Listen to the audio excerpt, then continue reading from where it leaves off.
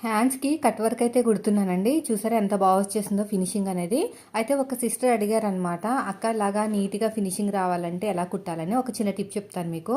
First వచ్చేసి మనకి cut work shape అనేది 1/2 ఇంచ్ ఉండాలండి. అంతకంటే ఎక్కువ ఉందనుకోండి అక్కడ కట్ తిరిగిన చోట కుచ్చు కింద వస్తదనమాట, ముడత కింద. నేను అసలు ఐరన్ చేయలేదు. అయినా సరే ఎంత బాగా వచ్చింది చూడండి.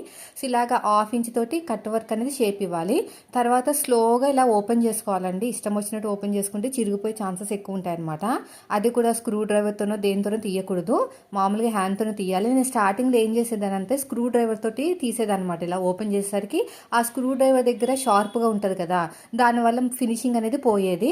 తర్వాత వచ్చేసి నేను 1/2 ఇంచ్ కన్నా ఎక్కువ లోతు తీసేసుకుని కర్వ్ అనేది తీసేదాన్ని. దానివల్ల కూడా ముడతలు అనేవి బాగా వచ్చాయన్నమాట. సో అలా ముడతలు ఏమి రాకుండా నీట్గా రావాలంటే ఫైనల్గా అయితే నాకు ఇలాగా సెట్ చేసుకుంటే బాగా కుదురుతుందండి. అసలు విసుగు అనేది రావట్లేదు. ఇదివరకైతే ముడతల కింద వచ్చేది, కానీ అసలు ఈ మధ్యన అసలు ముడతలు అనేవి రావట్లేదు. చూసారా?